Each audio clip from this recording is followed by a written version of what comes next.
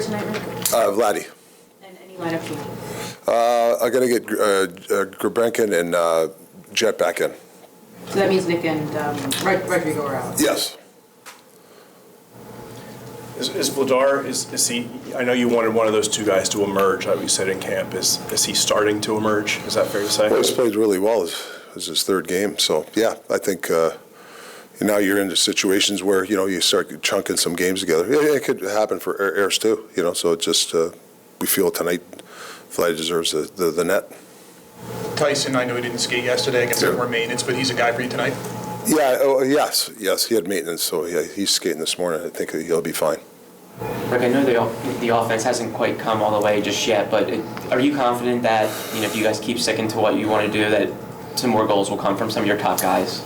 Yeah, I do. I think Yogi did a great offensive presentation today, and there's a lot of stuff that we can correct. We're getting the one thing, we're getting a lot of good motion. I like our D motion. We're getting some good looks. Now the execution part, I think we're not executing. Plus, I'm not sure we're getting the interior enough. I mean, to me it's clear as day on the video.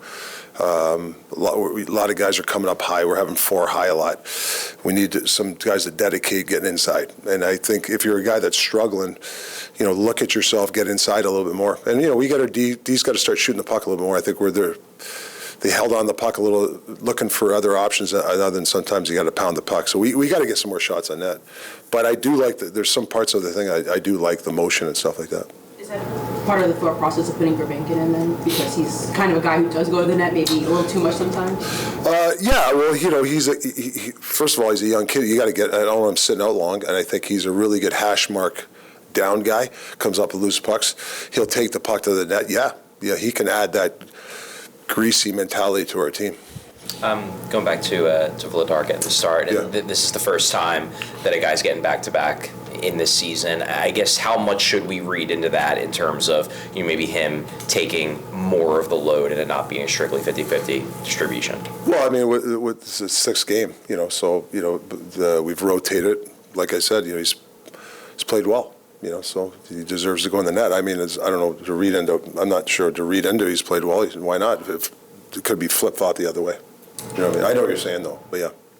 It's fair to say maybe Owen Tippett's one of the better players the last couple games. Yeah. What have you seen from him, and what do you maybe want him to do, like the next step for him? Well, he's taken charge. Like I think whatever line I put him on, he's really helped that line. He's driving play.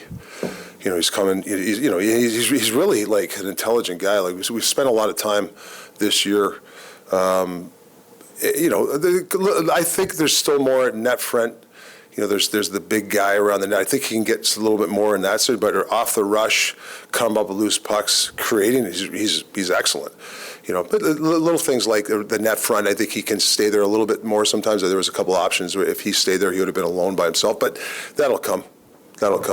Did you get the sense that he was a little down on himself after last year and he's got something to prove maybe a little bit this year? He's one of the guys since the new crew got in here at coach staff, like he's been really attentive. Like I've noticed that in camp, or when you tell him something, sometimes players you get the information and they want to, okay, we get it, they leave, but he hangs around and he'll ask. He's been asking a lot of questions. I think he's mostly emotionally invested in this year. I've seen.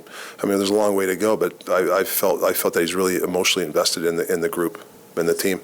Does his speed and power remind you of anyone? It's kind of a unique blend that he has. I mean, he's just, he's just a big man. I mean, I don't want to compare him, but if you watch Rand, and I've been watching him this year, like going through the neutral, the guy, powerful speed, being able to, if teams back out, he does those deep delays, right? Those are great offensive. And if a team tries to stand up on him, he goes around them. So when you can do both those things, then you become those type of players. What are the conversations like with him in regards to using his speed? I remember he talked about, I think it was after the last game, that he started to realize he can't go 110 miles an hour like every single time. Well, how do you maybe work with him to help him read the play a little bit better, where maybe he doesn't use this, You're right. use the speed versus like his quickness. I think it's timing. Like his timing is, I don't know what in the past. I honestly don't know, but his timing seems to, he knows. Sometimes I call it scooter your skate, and you're kind of seeing what's going on, and then you take off because sometimes if you go too quick, you've overread the play. He seems his timing's good. Like he's coming underneath just at the right time to get that puck instead of overshooting it. It's too late. Now he's got to stop or he's got to get outside the zone. I think his timing's good. All right, thanks. Oh. Last one, go ahead. Good. With Samula, just what do you, another game for him tonight. Yeah. It seems like him and Juleson seem to be working well together, but what do you still need to see from him, or what are you happy with that he did in the last game? Yeah, I thought I thought he was, I shouldn't say mistakes. People are going to make mistakes. I just felt that he was fairly clean, and I just like to see him when he gets that puck go. Like move your feet. It's a lot of, I call it awareness. You get it, and then you're looking where to go instead of catch it, skate, and then have awareness. I think if he can get that in his game, for him 5 feet is a big difference. Like skating 5 feet to open up options, because when you first get it, the options aren't usually open. There's a stick in your lane, there's a player in your lane, but once you skate, the other team has to react off you. That means somebody should be open. So if he can just do that, I think he's practiced the last 3 days. The last week, I could see him practicing better, and I think it's going to help him. So hopefully he can have a consistent game today.